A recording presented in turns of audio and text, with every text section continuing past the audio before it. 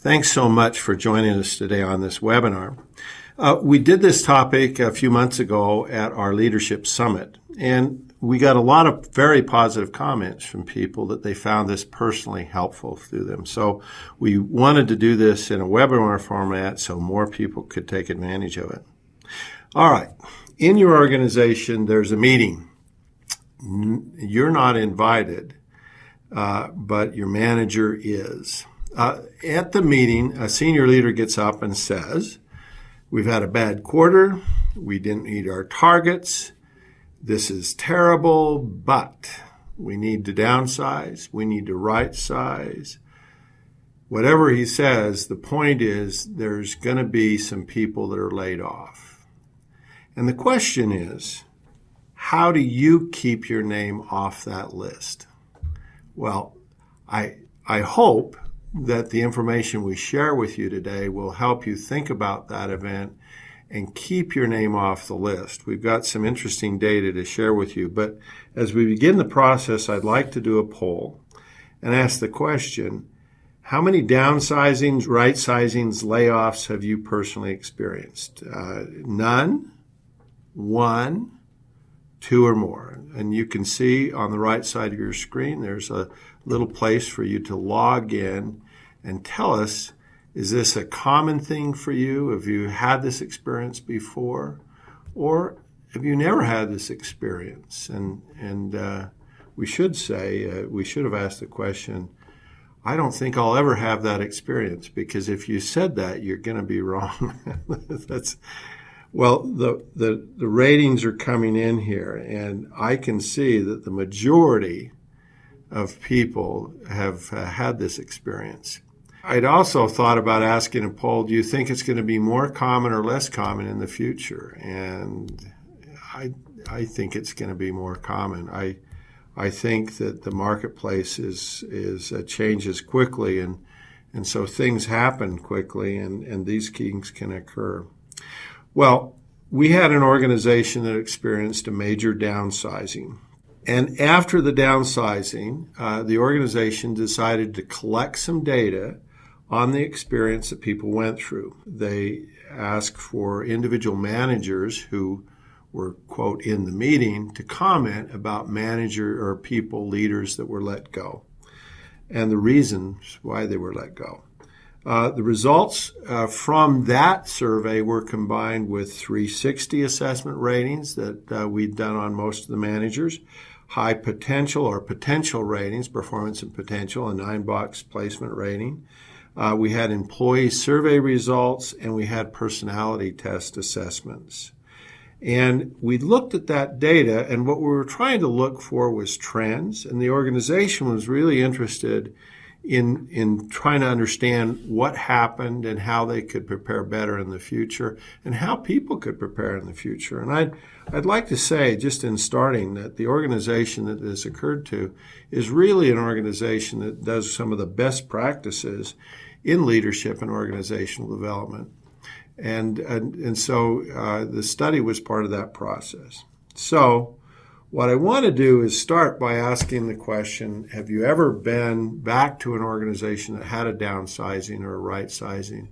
I've done that a lot, and as I come back in, I usually say, so how'd it go? And most people will say, well, it went okay. It was hard. It was difficult. We sorry people left.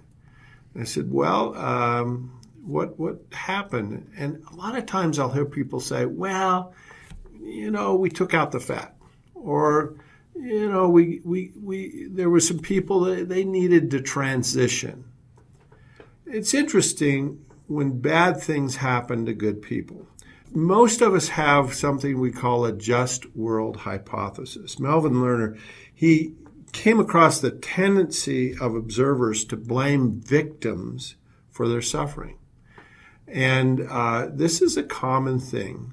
We want to believe that good things happen to good people and bad things happen to bad people. Most people, when they go through the process, have this assumption, and the assumption is well, the really poor performers were let go. And while it's true there were performance issues, what I'm going to show you is some data that suggests that most of the people who were let go were unaware that they were in trouble and unaware that there were potential problems. So let me show you that data, because we looked at the potential ratings for people 2 years prior to them being let go and 1 year prior to them being let go. And what we found is you can see that 22% 2 years prior were given the high potential rating. In other words, they were given the message, you're one of the highest potential. 12% were given a high rating in terms of potential 1 year before. There is a rating. Now, all of those three ratings, high, medium, and low, they're all a rating with a message that goes with it that you're fine. The low rating wasn't you're in trouble. The low rating was continue as is, okay? But there is a rating where that is a note that you're in trouble, and that's a needs development plan. And we found that 2 years prior, 13% were given a rating that's indicated that people needed a development plan. That's a rating that suggests they're in trouble, and about 23% 1 year prior were given that same rating. Now, be aware of this. 1 year prior to the layoff, 23% were aware that they should do something to change. 77% had no clue, and 12% were given the message, you're great. Well, so what happened? What happened to these people, and what could you do? Because you might have gotten a high performance rating, or you might have been a good performance rating. Are you in trouble? Could you be laid off? What we looked for and found were 6 key factors that led to the derailment. We want to talk about those 6 key factors and give you some ideas about how you might avoid this in your future. So factor number 1, loss of sponsorship or support. 59% of managers indicated this was a significant factor. So there's a meeting. Somebody needs to speak up and say, no, not him or her. Who's going to do that for you? I love this first comment. Despite consistently weak performance and limited professional capability, this individual was a master networker and leveraged his connections to build a support system of enablers and high-placed political shielding. When his greatest champion exited, his protection was lost. I love that last statement, because what happens is that he did have a sponsorship, except they were let go too. You've got to have more than one sponsor, more than one person saying, we need this person. And as you think about this, you need a sponsor. If you only have one sponsor, you could be in trouble. And ask yourself, who is your sponsor, and who could be your sponsor? Who will speak up for you? You need to make a special effort to network with potential sponsors, help them understand your work and the contribution you make. This is a thing, and most people don't think about this, but I think it's an important thing to think about. Who would be a sponsor? Who will speak up for you? Who will represent you in that meeting? The second issue was that people were not viewed as strategic. Now, we did get a measure of 360 effectiveness on clear strategy and direction, and we found that average leaders were rated at the 54th percentile, but those who derailed were significantly lower, 32nd percentile. That 360 gave a really good indication that people were in trouble. 46% of the managers indicated that leaders lacked adequate strategic or execution capabilities. And notice the comments here: operationally oriented, not strategic, couldn't lead an organization or set strategy for a future, handled narrow roles, but floundered in the organizational navigation and setting strategy and direction, lacked business focus. The picture you get is people are buried in the details. They're up to their neck in meetings. They're barely able to keep going. They're so focused on their immediate issues and concerns that they don't look out into the future. It's interesting what happens when you get in an accident. Your vision, your perspective all draws in to the issues right around you right today. You don't look out and you don't notice things around you. And this almost describes a lot of these folks. They were so tied up in their day-to-day issues that they didn't demonstrate strategic capability. Now, what's interesting here is it's not the extent to which you actually are strategic or are not. And people couldn't really assess that. This is about whether you're viewed as strategic. This is all about how people see you. Every year I get a call and someone asks me to coach one of their employees. Now, I always ask, well, what's the issue that's got this person in trouble? What's the problem? Oftentimes I hear in kind of a whispered voice, they're not strategic. So I go, oh, that again. All right. So the first thing I do is I call the person. I said, I've been asked to coach you. Do you know what the problem is? And they say, yes. And I go, what do you see as the problem? And in a low voice, they go, I'm not strategic. What's fascinating about this is I go, typically I said, do you have an idea what you can do to improve? And they go, I have no clue. I mean, this is really hard because being strategic, usually they're not in a position to demonstrate that, but they've got to demonstrate it. And it's a hard thing to do. And so we can coach them around that, and we've got some research to help them and help them understand how to be more strategic. I did have one person I called once, and I said, do you have an idea about what you can do to be more strategic? And this fellow said, oh, yeah, I've got a good plan for it. I said, what's your plan?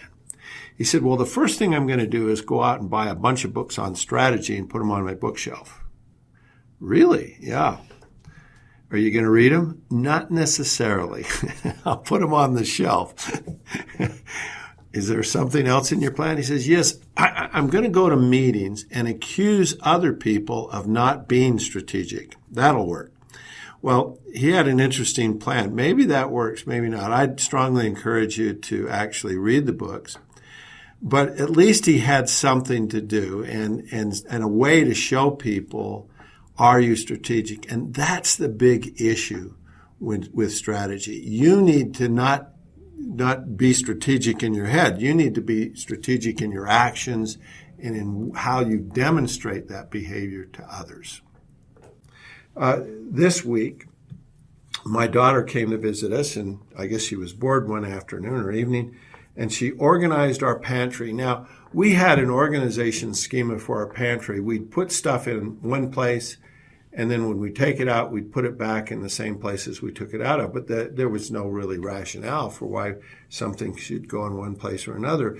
My daughter saw this and was appalled by it, so she went through and she reorganized the pantry. Now, I walked in, and while I appreciated her work, I couldn't find anything. Yeah, I said, this is a disaster. I used to could find things, now I can't find things. And she said, that's because you don't understand my strategy. You don't understand the order I put things in. And so she explained, these things go here and these things go there. You see, as a manager in an organization, as a leader in an organization, you need to help people understand your organizational schema, your strategic perspective. You need to help people understand.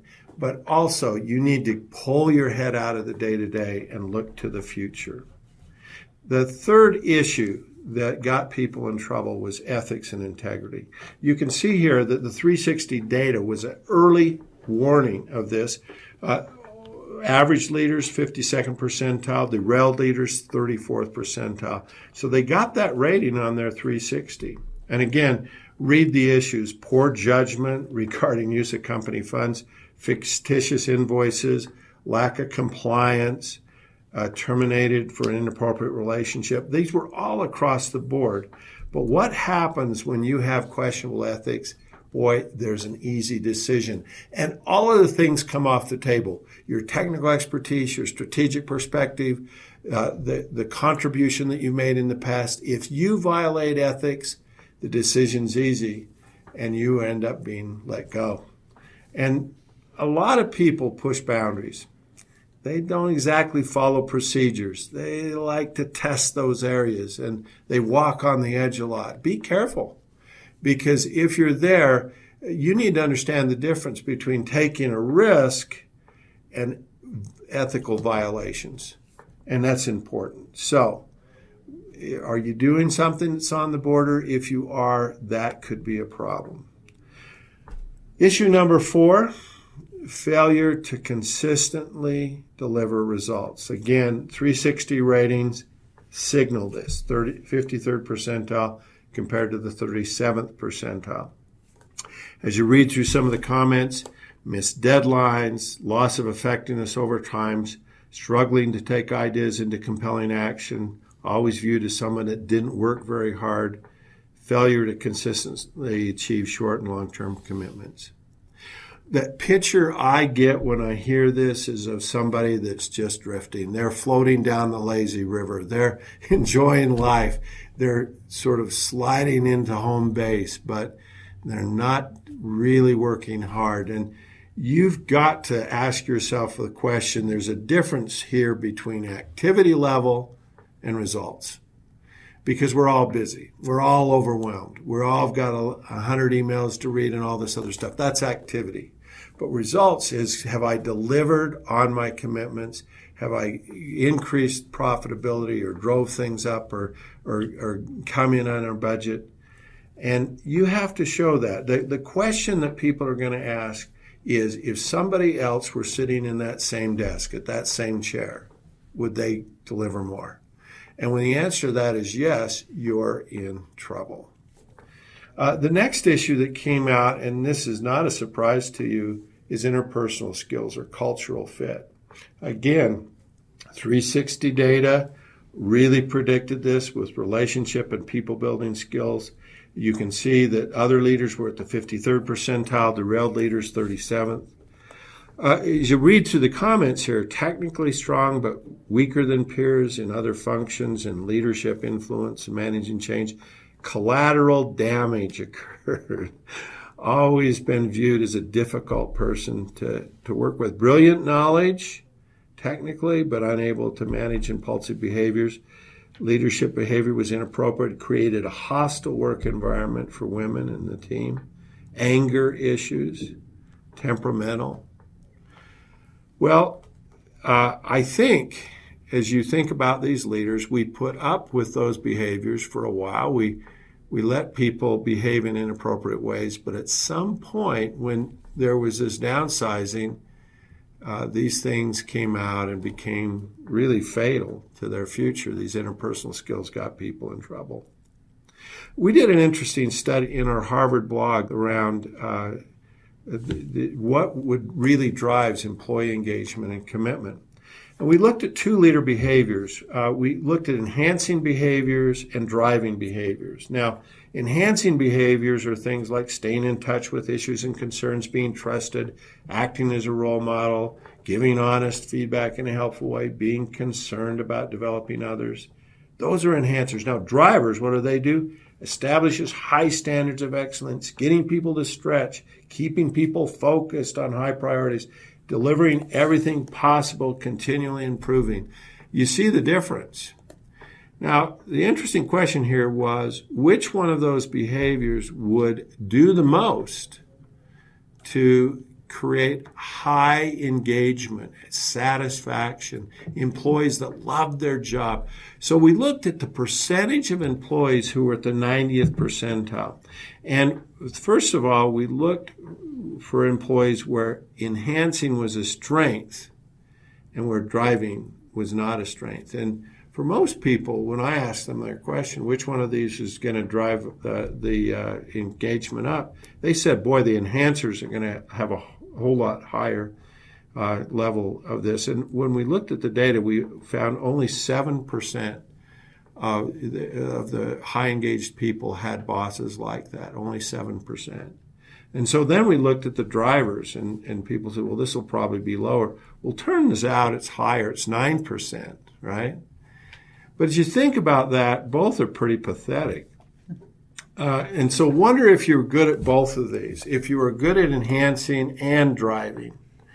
And what you'd expect is, well, maybe 16%, but you get more. And if you've joined our webinars before, you've seen this phenomena.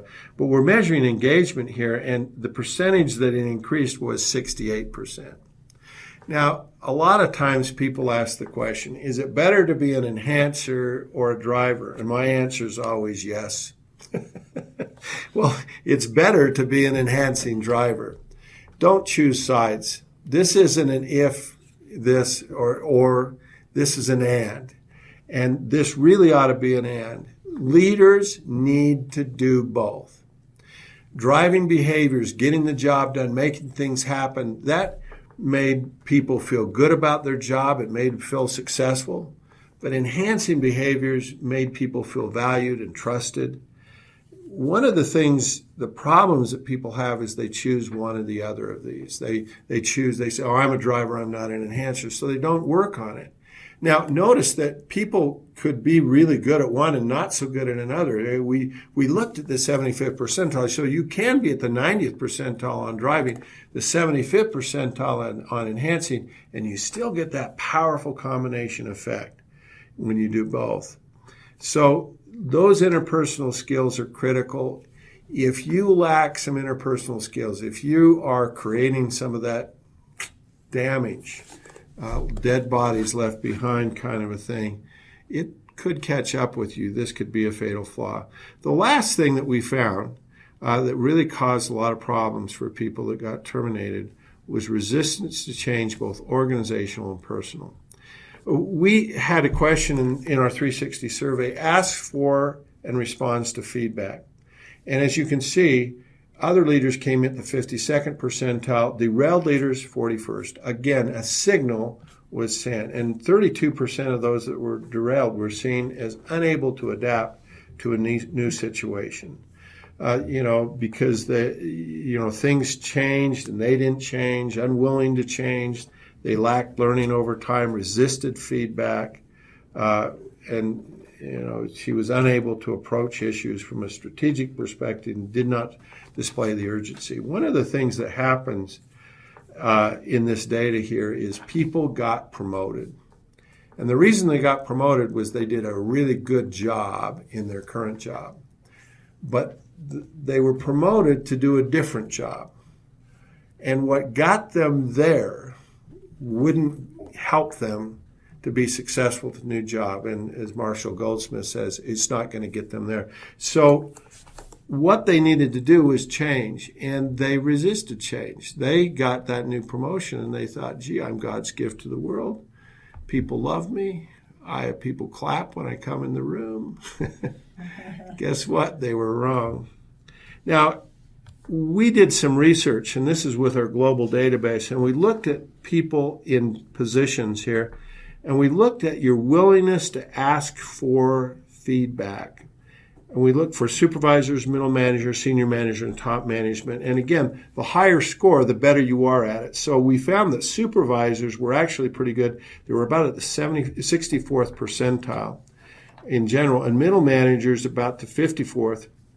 But you can see how that slides down for senior, and then for top management, ends up being at the 45th percentile. As people get promoted, they ask for feedback less. Guess what? I think that's a critical mistake. And if we look at this same data by age, you can see that when people are young, they're 25 to 35, they're at the 64th percentile in terms of asking for and responding to feedback. But it takes a quick dive down to the 54th percentile at 36, and then you can see that it slides down, and by the time you're 61, you're down around about the 46th percentile. People get older. They imagine, I'm good. I don't need more feedback. Well, I think that's wrong. And what's fascinating is when you look at that same data and we break it out by males and females, we can see a really interesting shift where females and males start off in exactly the same place, but you can see a shift at 36 to 40 where the women are just slightly more positive. But then the men just drag the bottom there. You can see the slow march to death there. But the women, in general, females, stayed higher. They tended to ask for feedback and embrace it more often.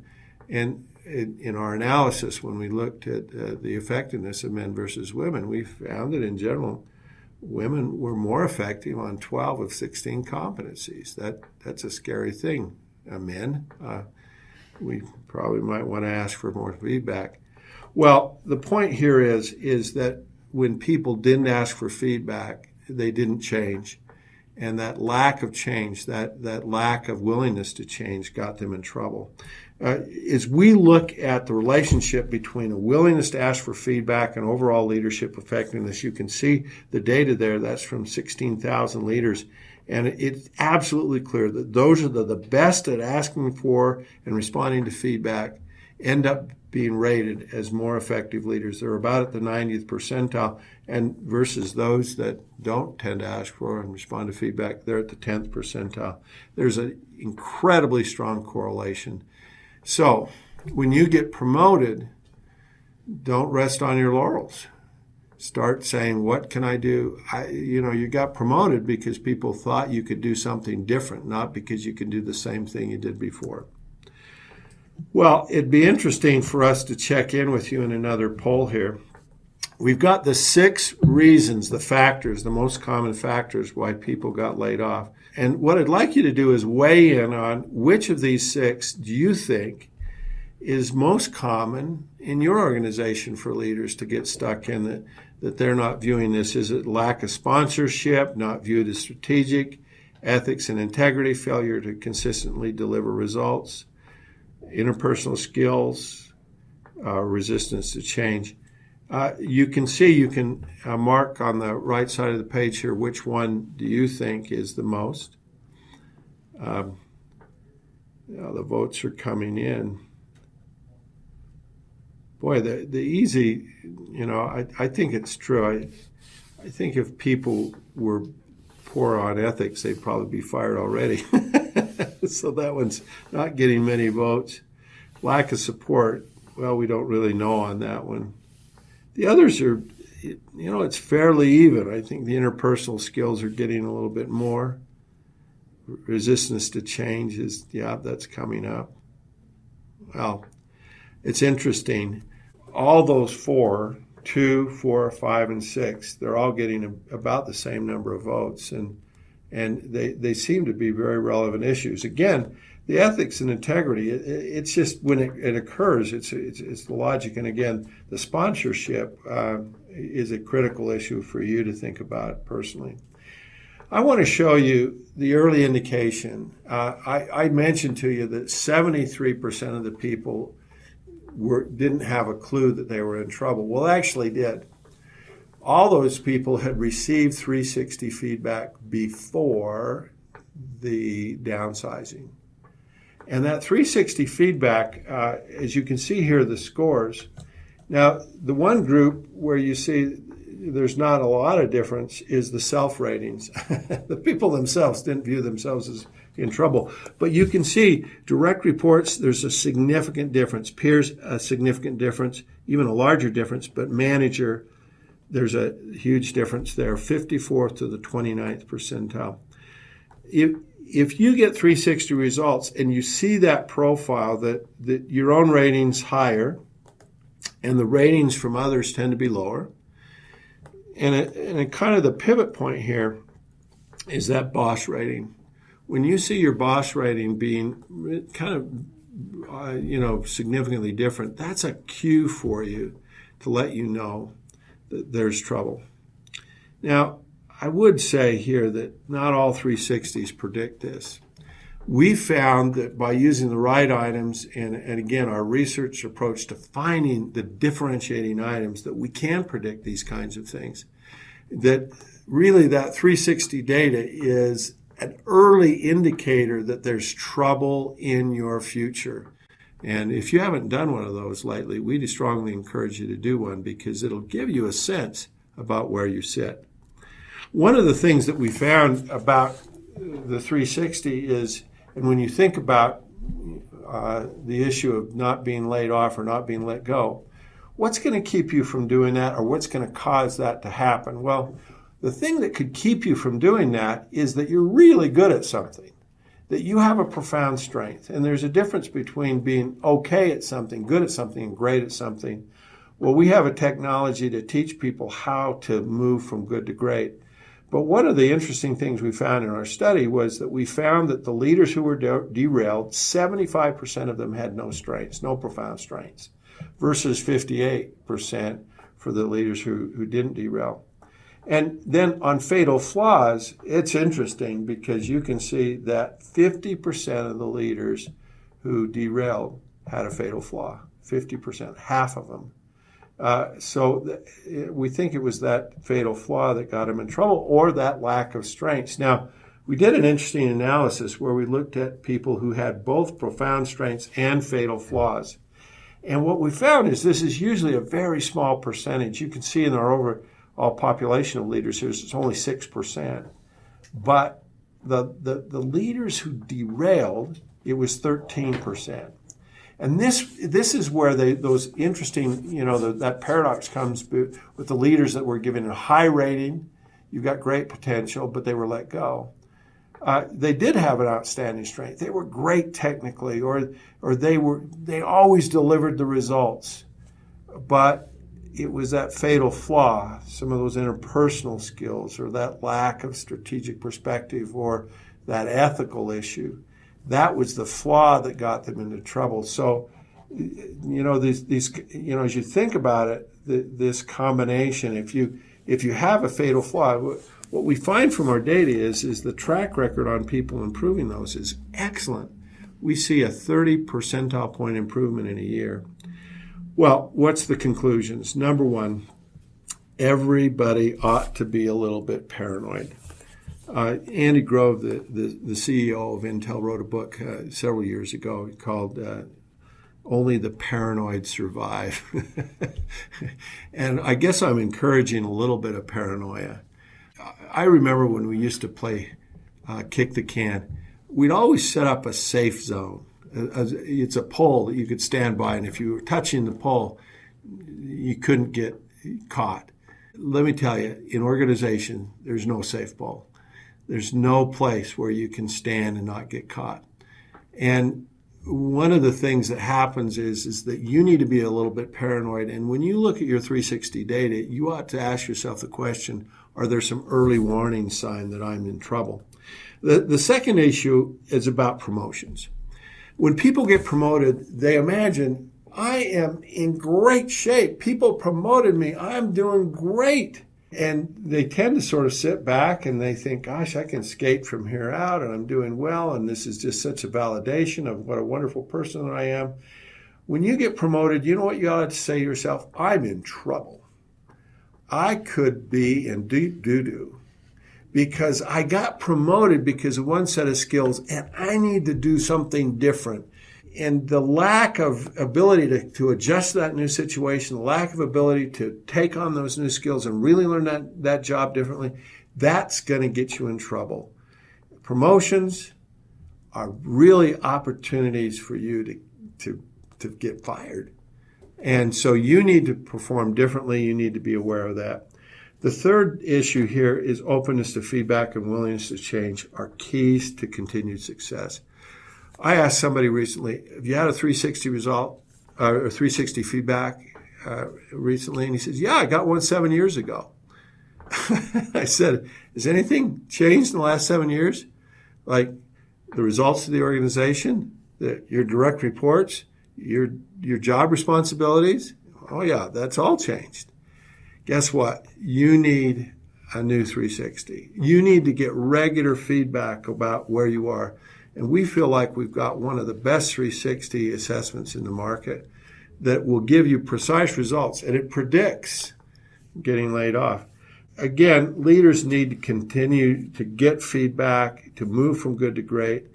And events such as downsizing really ought to be studied. If you've gone through a situation like this, we'd strongly encourage you to study this, to help understand what helped people prepare for this, what got people in trouble, and where you can go from here.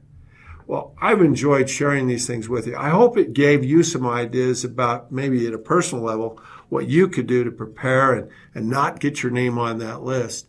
But I also hope it helps you to think about in your organization what gets people in trouble and how you can help people to develop to stay off of that list. So good luck, and thanks so much for joining us today.